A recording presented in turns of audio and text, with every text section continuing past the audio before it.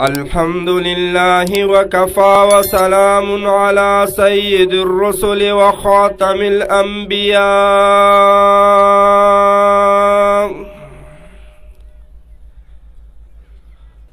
وعلى آله وأصحابه الذين هم خلاصة العرب العرباء وخير الخلائق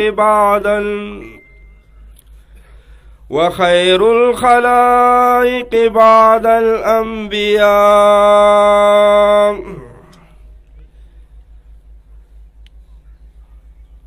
أما بعد فأعوذ بالله من الشيطان الرجيم. بسم الله الرحمن الرحيم.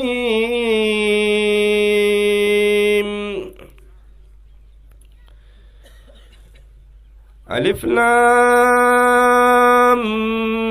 ميم.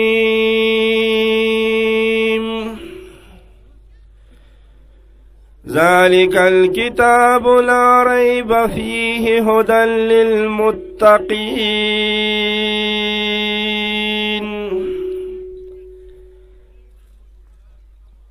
الذين يؤمنون بالغيب ويقيمون الصلاة ومما رزقناهم ينفقون.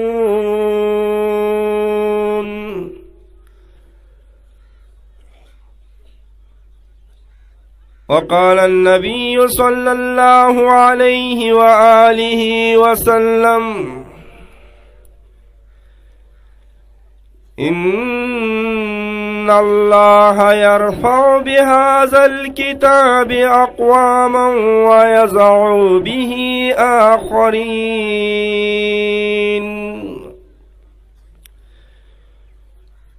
صدق الله العظيم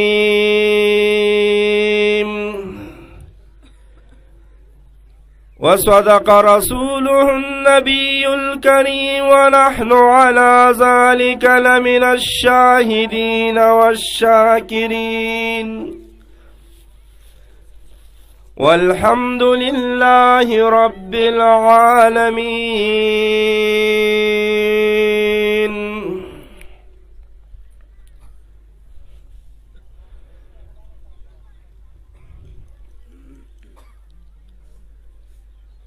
हरी है शाखे तमन्ना अभी जली तो नहीं, हरी है शाखे तमन्ना अभी जली तो नहीं, जिगर की आग दबी है मगर बुझी तो नहीं, जफा की तेग से गर्दन वफा शिआरों की, जफा की तेग से गर्दन वफा शिआरों की, कटी है बरसर मैदा मगर झुकी तो नहीं,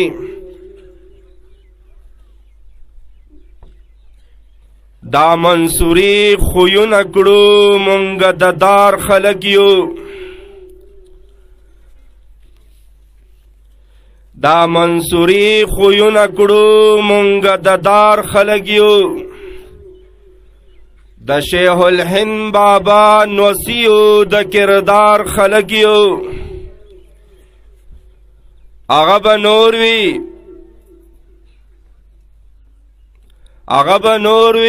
چی عقیده ورطا سرور خکاروی، آغا بنوروی چه عقیده ورطا سرور خکاری، من خلیلی جذبه لرو من دا انگار خلقیو، ملا عمر فضل الرحمن مفتی ندیم زماده،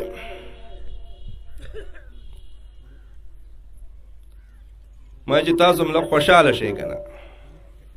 دریوانه مې ته هغه وویې چې په زړونو کې بهار راشي، ځکه د شیرګړ او د دې طرفونو خلکو دا دریوانه ډېر خوښ دي.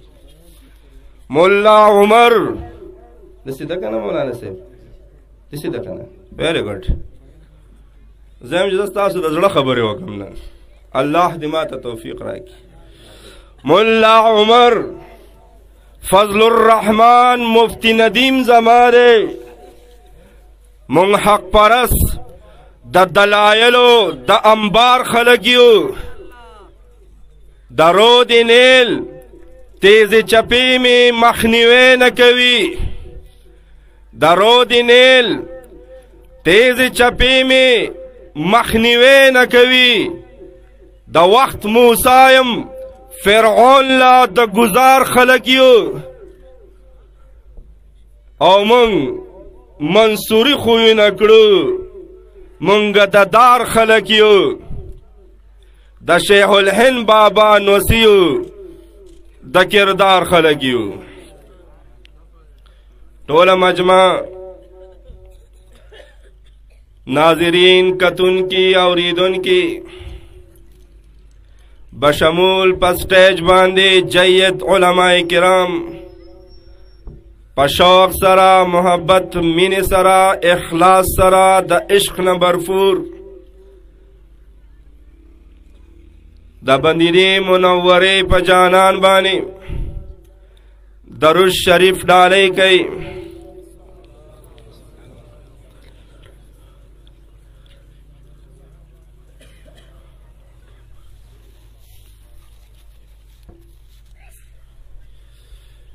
واجب الاحترام صدر جلسہ صدر مجلس وائس چانسلر جامعہ احسن العلوم مولانا جان محمد صاحب مدذلہ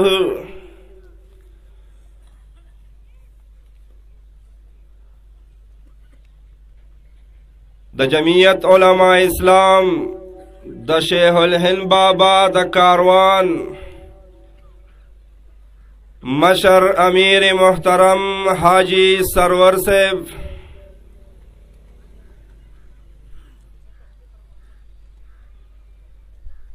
زمون کشر میزبان مولانا عرفان صاحب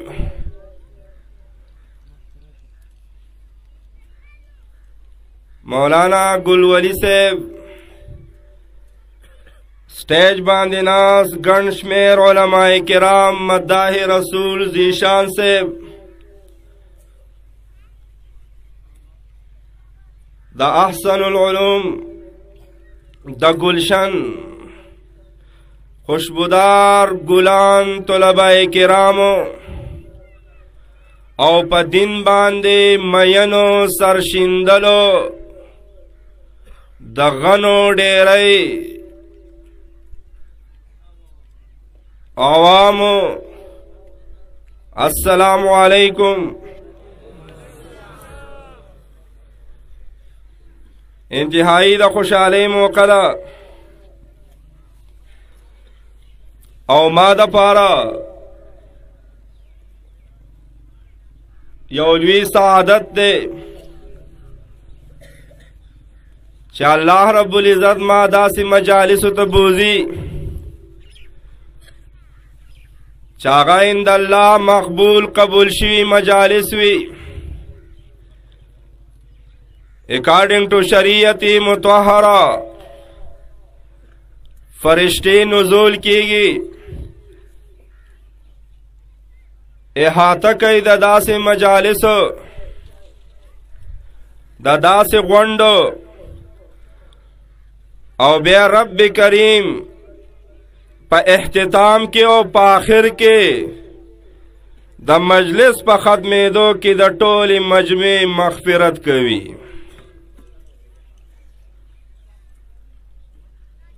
درون مجلس دے او درنز مکدا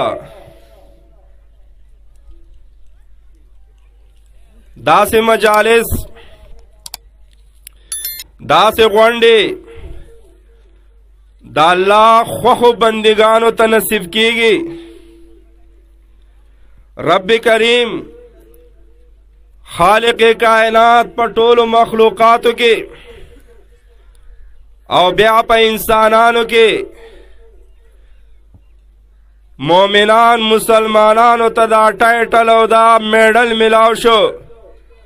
ثم اورثنا الكتاب الذين اصطفينا من عبادنا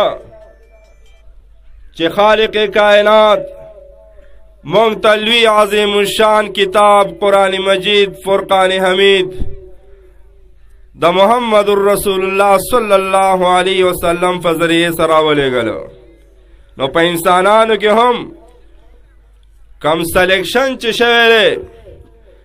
د رب کائنات د طرف نه نو هغه هم زمونږ شوی دی چې عظیم الشان پیغمبر هغه مونږ ته راکړی دی او عظیم الشان کتاب انټرنیشنل کتاب هغه هم زمونږ په حصه کې رسېدلی دی. نو ډېر دروند مجلس دی او ځمکه هم ډېره درنه ده. زه چې اکثر د ښکته علاقو ته راځم نو زمانه ما ته دلته د حریت بوی راځي. دا هغه علاقه ده، دا هغه سیمه ده چې د هر یو وخت جابر او ډیکټیټر یې چیلنج کړی دی. د قرآن د شریعت باغی هغه چیلنج کړی دی. د افغانستان د سیمې په شان د دارالعلوم د باباجي هغه انوارات هم دلته خواره دي چې هر څه کېږي خو د دې ځمکې بچی دا چرته چاته سر نه ټیټوي. زه د دیر سره تعلق ساتم، به دې ځمکه خبره کوم بیا راځم لږ دې مجلس ته مبالغې نه کوم.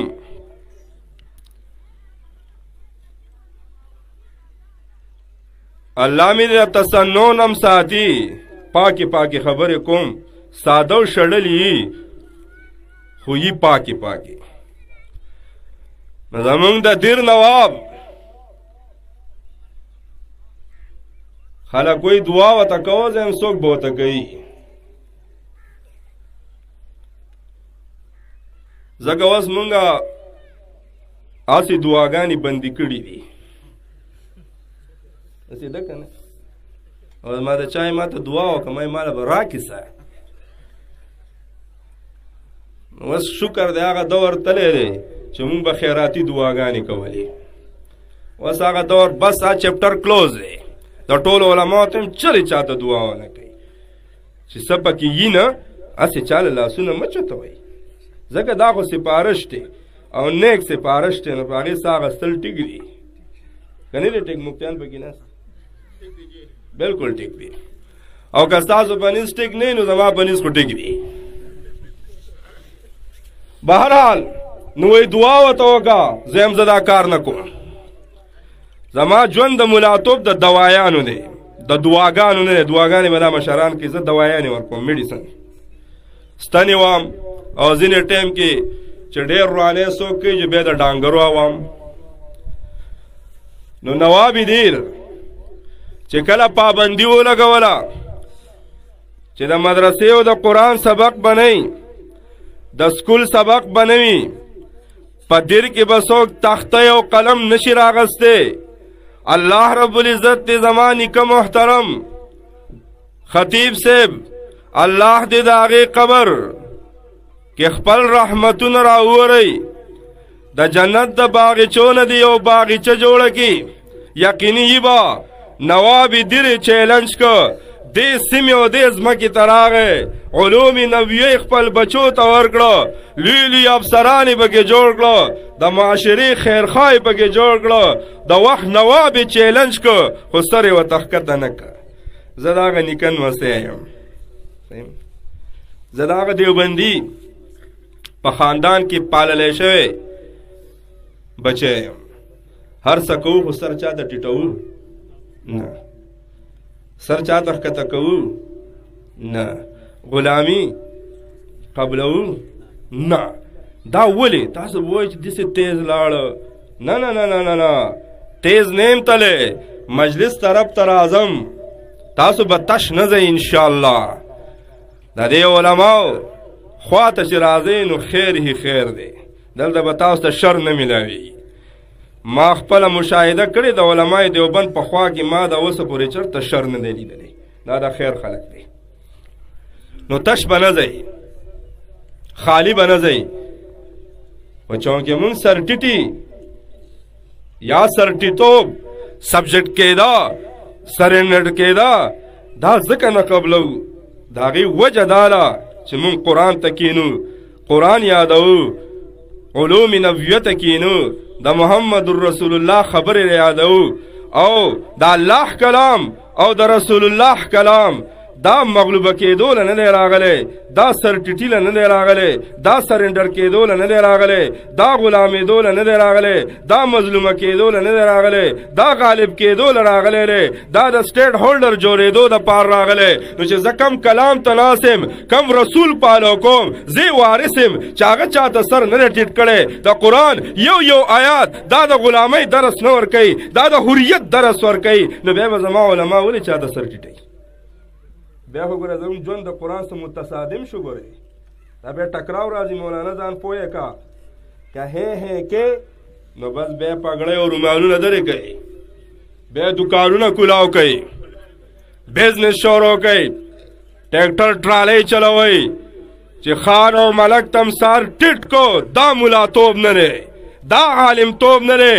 عالم طالب او ملا ته قرآن او حدیث دا درس ورکوي چې دی به سر نه ټیټوي دی به غلامي نه قبلوي نو الحمدلله دا ځمکه دا سیمه د دې تاریخ داسې دی چې دی چرته د وخت جابر بادشاه ته د وخت جابر خان او ډکټیټر ته ملک او خان ته چرته سر نه دی ټیټ کړی زمونږ نیکه به یو واقعه ویله وایي داسې دې ځای کې پرخو ځای شته نو وایي زه جومات نه راووتم نو وایي دلته یو خان وایي ما ته وایي چې زمونږ کور ته وسه دا غوښه ویسه وایي په ځان نه ومه پوه شوی په دې ځای مې وایي و چې زه مولا یم ستا د کور نوکر خو نه یم شکر الحمدلله خان دی جزانه بهینه نو بهرحال دا ستره ځمکه دا زرخیز ځمکه الله رب العزت دې د باباجي قبر د جنت یو خوشبوداره حصہ وګرځي الله رب العزت دی باباجي او د هغې په خاندان باندې خپل رحمتونه راوورئ الله دې د هغوی دنیا او آخرت ښایسته کړي چې د هغوی په ذریعې سره رب کائنات نن دا پوره سیمه د مردان ډویژن او خیبر پختونخوا او ټول پاکستان کې د دارالعلوم شیرګړ فیض یافته د هغې علما د هغې طلبا او قرا د ملک به دې ګوټ ګوټ کې د خیبر پختونخوا به دې سیمو کې په هره ګوشو ګوټ کې لګی دي د الله رب العزت او د محمد رسول الله تعلیمات او شریعت عام کوي دا سعادت دې ځمکې ته ملاو دی زه دې علماو ته مبارکباد پیش کوم چې تاسو ډېر لایق تحسین د مبارکباد مستحق یې چې په دې ځمکه پیدا یې دا ډېره درنه ځمکه ده او ډېر دروند مجلس دی محمد رسول الله فرمایي صلی الله علیه و آله وسلم مجمع کې چرته یوه ژبه د درود شریف د وینا نه پاتې نشي وچه خوله پاتې نشي کله چې د جانان نامه ویلی کېږي ټولو له پکار دي چې بالکل د زړه په شوق سره او مینه محبت سره سوی صلی الله علیه و آله وسلم هزاروی بابا به فرمایل رحمت الله علیه ساسو د دې سیمې سره ډېر محبت هغه فرمایل که څوک وایي چې د جانان ملاقات ته لاړ شم نو سلام دې ډېر لیږي زمونږ کره شپه وه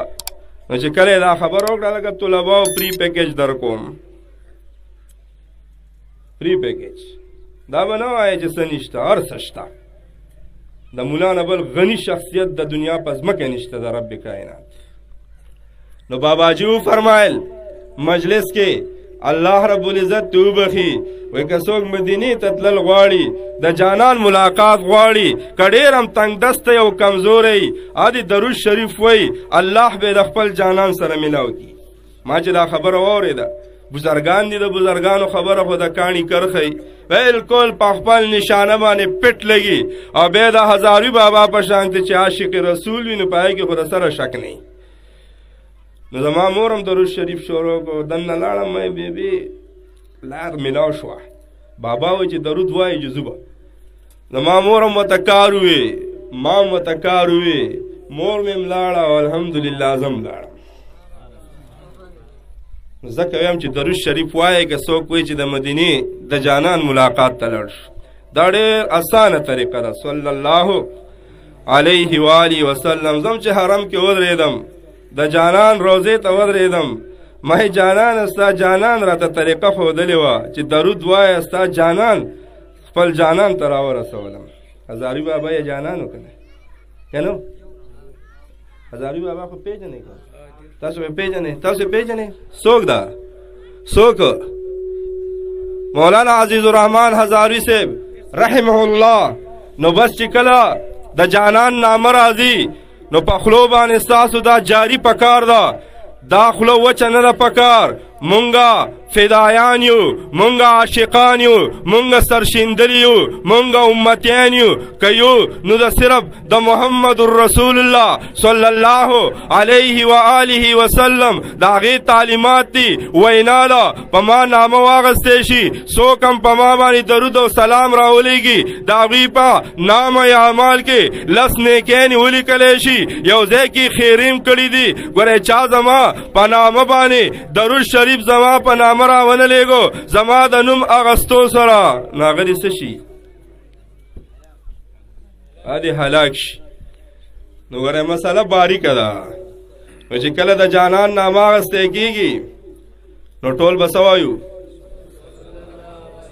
شاته نه آواز راکئ یو ځلې بیا دا مشران مو وایي کشران لږ خاموشه شئ مشران وایي ماشاءالله ماشاءالله نو محمد رسول الله صلی الله علیه و آله وسلم فرمائی امام غزالی رحمه الله خپل کتاب احیاء العلوم فی الدین کی ذکر کړی دی چې د رب کائنات محبوب زمونږ د ټولو جانان آقا نامدار اول الانبیاء آخر الانبیاء خاتم الانبیاء امام الانبیاء فرمائی څوک یو دینی مجلس تلاړ شي یو غونډې تلاړ شي پای کې شرکت وکړي پارټیسپیشن وکړي جلسې جلوس تلاړ شي ختمونو تلاړ شي دستاربندۍ تلاړ شي دغه بنده دغه امتی دغه کس کله چې د دغه مجلس نه رخصتېږي د دغه غونډې نه ځي دغه نو ډېروي او مؤمنانو مسلمانانو غوږ راته کېدی تش په نه ځئ د خیره توجه غواړم د اوبو والا سټاپ شئ لکه د اوبو والا سیټ شئ دومره ګرمي خو نه ده که ده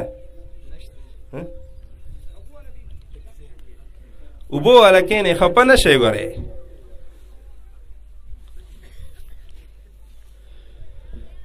دغه نو ډېری مؤمنانو ناستو اوریدونکو ولاړو نبی کریم صلی الله علیه و آله وسلم فرمائی د دې مجلس نه د دې دعا نه بعد چې دا کم کس هم شریک شوی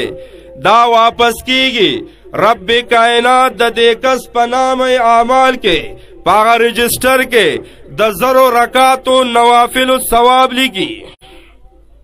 دسو د زرو رکعاتو نوافلو ثواب او نوافل هم د امت محمدی صلی الله علیه وسلم د بل امت نه د بل امت نه د محمد رسول الله صلی الله علیه و آله وسلم د امت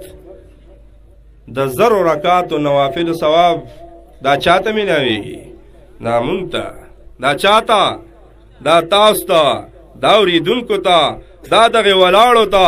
دا د ناستو ته، دا د سیکیورټي والا ته، دا د انصار والا ته، د ټولو ته په جمع سره کله چې دا مجلس او دا جلسه ختمیږي د دوی په نام اعمال کې به څه لیکلی کېږي؟ 0 رکعاتو نوافل ثواب. نوافل خو پیژنې که نه؟ کم ایکسټرا مونځ شي سپوایز د هغې ثواب ملاویږي. ما پکې دا ټکی وي چې د امت محمدي صلی الله علیه وسلم د دې لږ وضاحت وکړم چې دا مې پکې ولي وي د نورو امتونو ولې نه. نو ډېر اوږد حدیث دی، زه به ترې صرف اکپش راغونډ کړم چې عیسی علیه السلام سره خپل امتي ملاقات وشو چې هغې 1500 کاله عبادت کړه. خو جبریل امین عیسی علیه السلام ته ووی وایي ستا د امتي وایي رب وایي چې ستا د امتي 1500 کاله عبادت او د محمد رسول الله کم پیغمبر چې به آخرنی راځي د هغې د امت 2 رکعاته نفل. دا ټکی مې پکې ځکه وي مولوي صاحب دغه نو ډېری مؤمنانو دا مې پکې ځکه ووي.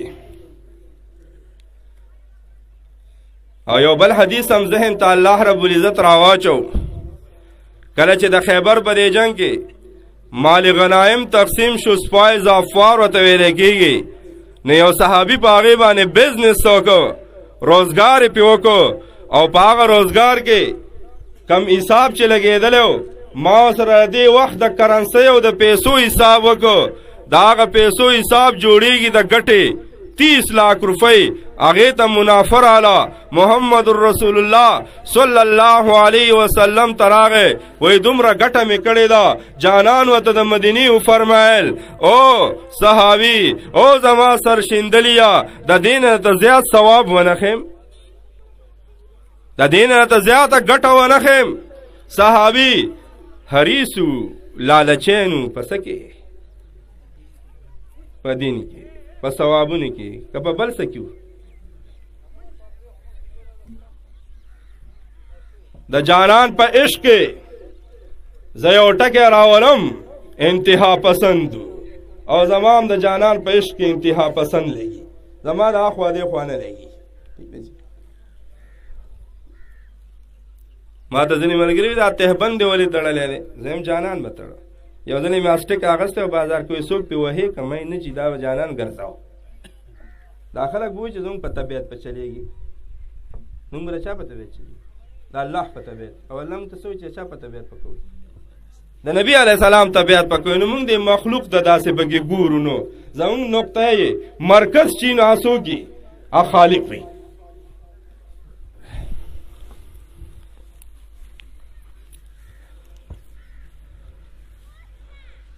نو وایي دغه ګټه راته ونه ښیم چې هغه تا ته 30 लाख نه اضافي منافع درکوي. صحابي ته تپوس کوي یا رسول الله ولې نه؟ جواب کې ورته جانان وفرمیل څوک چې د فرض مانځه نه مخکې 2 رکعاته نوافل وکړي الله رب العزت ورته هغه حساب ما پیسو ته د پاکستان راړی دی، هغه حساب د ګټې او د ثواب جوړیږي چې به 30 लाख نه اضافي وي. نو شکر دی چې مونږه د جانان امتین یو. محمد رسول الله صلی الله علیه و آله وسلم فرمائی انا حظکم من الانبیاء وانتم حظی من الامم. دا خبر واورئی دغنو ډیرې مومنانو رب کائنات محبوب فرمائی چې دا د الله یو تقسیم دی، یو بهترین تقسیم دی چې د انبیاء نه زه د امت محمدیه په حصہ کې ګرځولې ما. امت محمدیه ته الله رب العزت دا اعزاز ورکړی دی چې هغې زما په حصه کې ګرځولي دي. ګنې لوی لوی پیغمبرانو دا ارمان کړی چې کاش مونږ د چا امتین وې؟ د محمد رسول الله صلی الله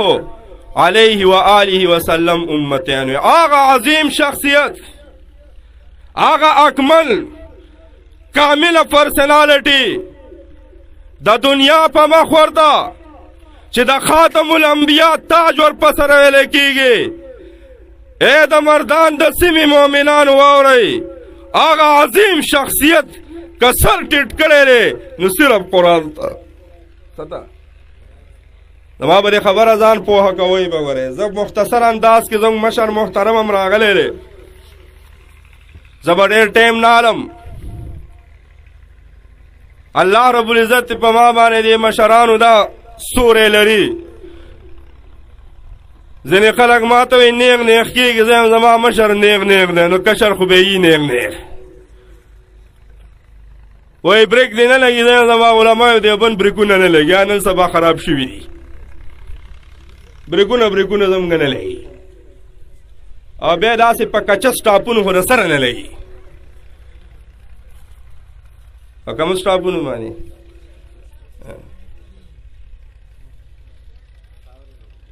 الله اکبر.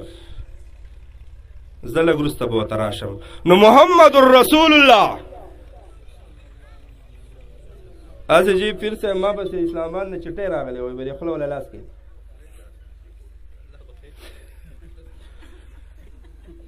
ما مور سره کېناستم، زما مور بیماره ده، ټول ووایي چې الله ورته صحت ورکړي. ما بیبي تا به ننګ کو چې ما دې بچي له چېرته بیا اودسه فی نه دي ورکړي. دا به دې ویله. مې نن وګوره زما پسې لوکل ډي پي او آر پي او ډي آی جي آی جي پي د خیبر پښتونخوا ایکشن نشي اخیستی. مې دا مې پټوسټیټ راوړو نن د کوټ نه، زما پسې ډایرکټ زما باندې ایکشن بنیګال اخیستی. نو ستا بچی واقع چې نر دی. هغه سي په سوچ کې لاړم، مې دلته لوکل د چا جرأت نشو کېدو، انټرنیشنل بې غیرته را باندې ایکشن اخیستی دی چې په خوله وله لاس کېده. د چا هغه پلار به د دیوبندي په خوله باندې لاس کېږي. دا څه ګپ دی څه؟ د دغه نیکونو چېرته په علمای دیوبند په خوله باندې لاس ښودی دی. دې کړوسي ته یې ګوره، نوسي ته یې ګوره، د علمای دیوبند په خوله باندې لاس کېښودو ته ګوره. نو محمد رسول الله صلی الله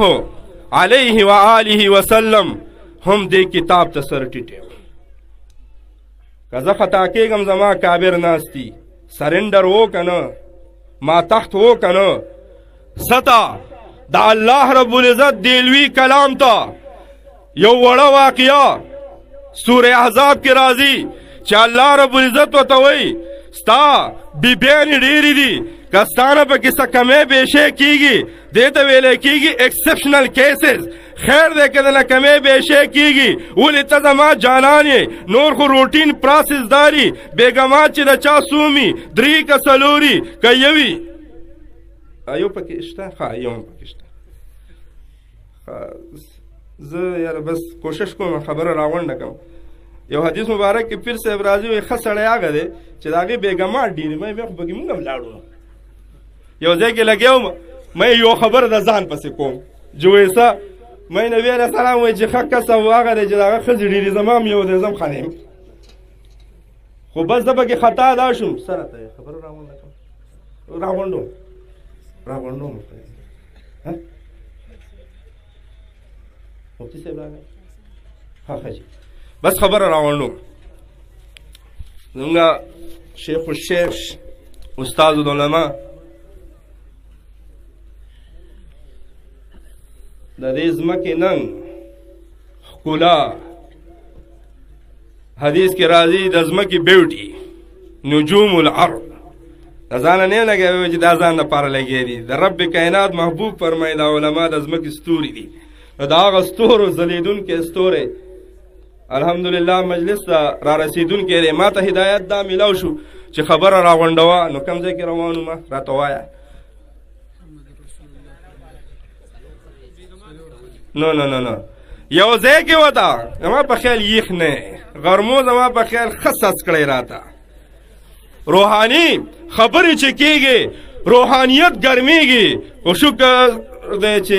زه یې به نه خو زموږ بدنونه سستیږي. نو ما دا خبره کوله چې رب کائنات خپل محبوب ته وایي بیګمات دې ګنډي، خیر دی که کمی بیشی کېږي د هغې په حقوقو کې. حالانکې حدیث مبارک دی چا په دې حقونو کې کمی ورکو دا به پیرالایز پاسي، دا به شل پاسي د قیامت په ورځ باندې. خو رب کائنات محبوب ته هغه ایکسپشنل کیسز په روټین باندې هغې ته لار ورکوي. خیر دی که ته کمی بیشی کې څه مسله نشته، خو محبوب خدا محمد رسول الله صلی الله علیه وسلم بیا هم څوک یو سکند نشي ثابتولی چې کمی کړی.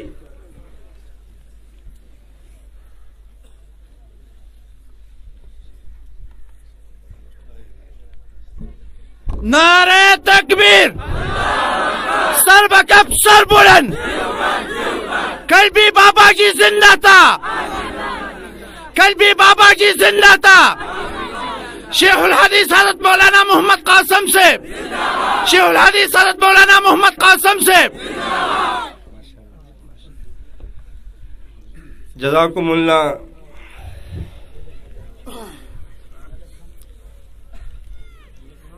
اختر دې سپرلی دی په دې سیمه باندې په علماو باندې، عامیانو باندې، عوامو باندې، دغه نو ډېرې په مؤمنانو باندې الله دا اختر او دا سپرلی مبارک کا.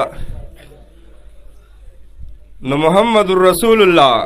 ټول وایي صلی الله وسلم. عرفان صاحب څه شو څونه خبره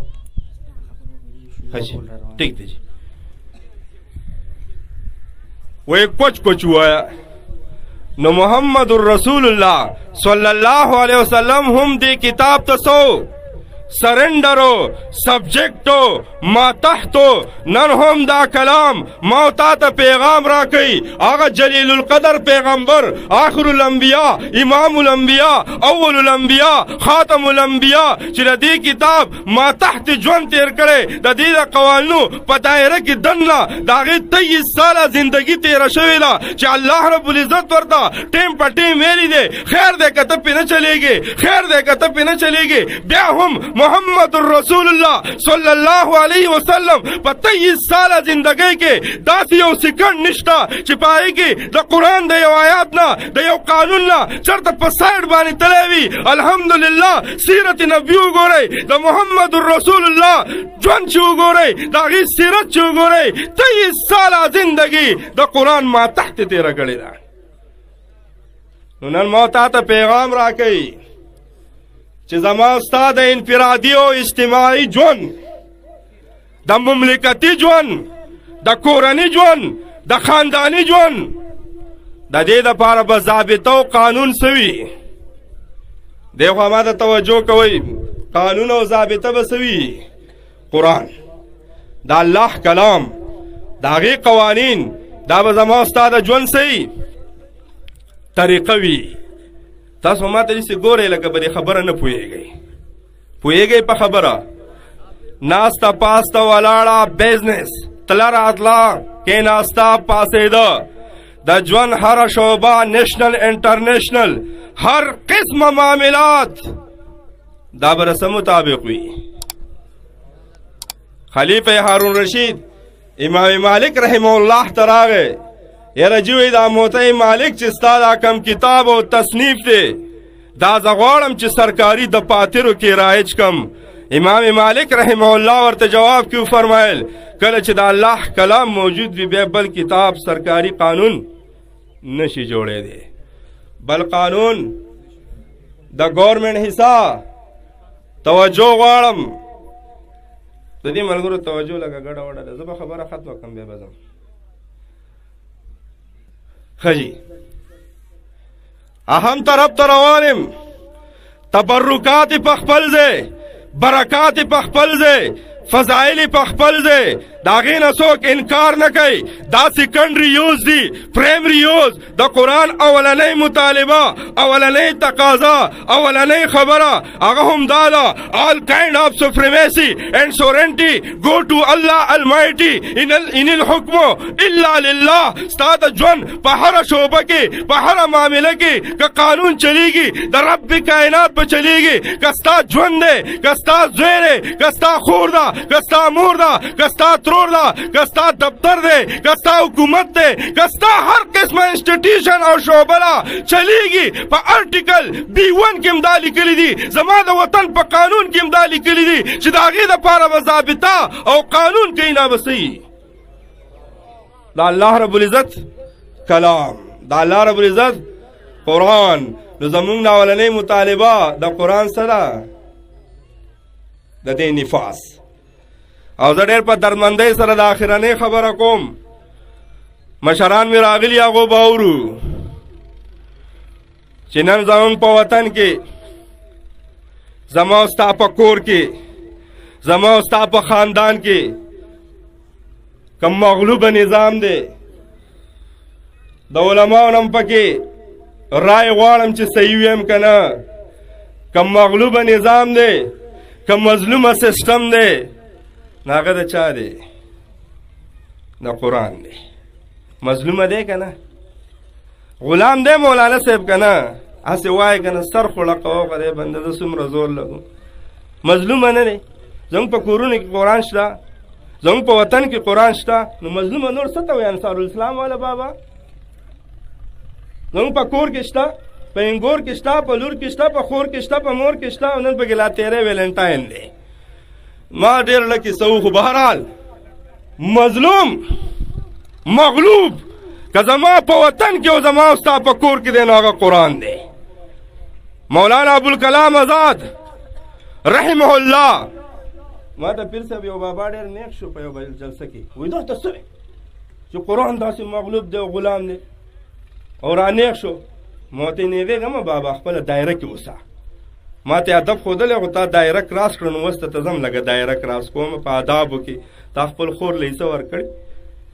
مجلس نه روان ما مزه بابا که نه چې حساب 2 په 2 2 جمع 2 مساوي 4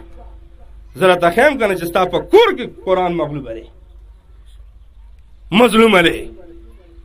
او خبرې چې کمې کوي مولوي صاحب دا خبره دې ټیک ونه کړه مولوي صاحب چې کومه خبره کوي ټیکې کوي مولانا ابوالکلام آزاد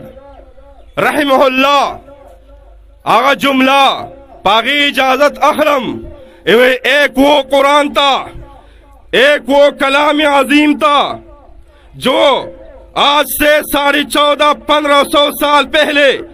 مدینہ اور مکہ کی گلیوں میں پھرتا رہا ہر گھر کا ہر خاندان کا اس اسٹیٹ کا قانون اور اصول اور ضابطہ بنا رہا آج بھی وہی قرآن ہے لیکن آج کے مسلمانوں نے انہیں کپڑے میں بند کر دیا ہے الماری کی زینت بنا رکھا ہے انہیں فضائل کے لیے چومنے کے لیے استعمال کیا جاتا ہے ایک وہ زمانہ تھا کہ جب قرآن مکہ اور مدینہ کی گلیوں میں پھرتا رہا قانون صحابو دنیا تور کا محمد رسول اللہ پورے انسانیت تصور کا قانون ورک نن هم د قانون د پارا الحمدللہ علماء دیوبند او بید علماء دیوبند سرخیل جماعت زو د پخپل جبه کی چترې ویم چې لاندې شوبو ته نه باران پریدي او نه ته نور تودواله پریدي دا ځ خپل کو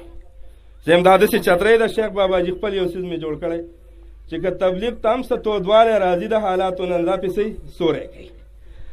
که چېرته د باران او ګلۍ پې راځي د بل چا نه د چا نه د بل چا نه نو دا چترۍ چې ده نو دغه شعبه رسه نه بچ کوي د ګلۍ نه د باران د خطرناکو شیبو نه څوک بچ کوي د جمعیت دا چترۍ او زه تاسو ته ویم زه اکثر ځګونو ته لاړ شم اوس پکې نوې خبره ده مخکې به وي مفتی ندیم صاحب به نه راځي اوس پکې وایي دا دیر ملا به هم نه راځي اوس به پکې څه وایي نو زه چلته تپوس وکړم زه یم یاره ما ته دا لار چا واره کړه یاره جي وایي جمعیت والو نو مینې دا زه خو ځکه ویم که نه چې دا په مدارسو باندې یو بهترینه چترۍ ده دا د علماو د بچ کولو د تپش نه د خطرناکو حالاتو نه پروټیکشن ورکوونکی دا هغه جماعت دی چې دا په خپل کارکون باندې په وارث انبیا باندې څه مشکل نفریدي نو دغه مشران په دې سیمه باندې الحمدلله زرخیزه سیمه ده د دغه قرآن د نفاذ دپاره دا علما په هر میدان کې لګیا دي د دوی سره کلک په شا باندې ودرېږئ د قرآن د نفاذ دپاره انفرادي طورم اجتماعي طورم ځکه چې ځمکه د الله ده وجود هم د الله دی زما استاد هر څه د الله دي نظام به پکې هم د الله وي طریقه به پکې هم د الله وي د دغې طریقې د نفاذ دپاره زما د اکابر دا ولول پګړۍ والا لګی دي د غنو ډېرې سیمې مضبوطو مؤمنانو په دین باندې سرشیندلو مؤمنانو د دې مشرانو سره ښه کلک ودرېږئ دا ستاسو هغه جدوجهد دی دیني فریضه ده الله به تپوس کوي زما په ځمکه د نفاذ دپاره هم څه کړي دي که نه انشاءالله په دنګې غړۍ به د الله مخې له ورځئ چې او مونږ انفرادي اعمال هم کړي عبادات هم کړي اجتماعیت باندې ستا د دین د نفاذ دپاره ستا د نائبینو د محمد رسول الله د ورثه په شا باندې ولاړو انشاءالله الله رب العزت موږ ته بدې عظیم خدمت کې د عیسی اچېلو توفیق راکړي الله دې د دې مشرانو د دین په مختلفو شعبو کې هلې ځلې په خپل دربار کې قبول کړي الله دې دې ادارې ته مزید ترقیانې ورکړي دا طلبا دا چې د چا د کورنۍ دي هغو ته مبارکباد پیش کوم انشاءالله دا د مستقبل پیشوایان دي مفسرین دي مدققین دي محققین دي د دین رڼا خورونکي دي انشاءالله د تورې تیارې ختمونکي والا دا ګلان دي الله رب العزت د دوی په علم او عمل کې برکت واچوي ما چې څه ووي تاسو چې څه واورېده رب کائنات موږ ته بلې باندې د عمل کولو توفیق راکړي واخر دعوانا ان الحمد لله رب العالمین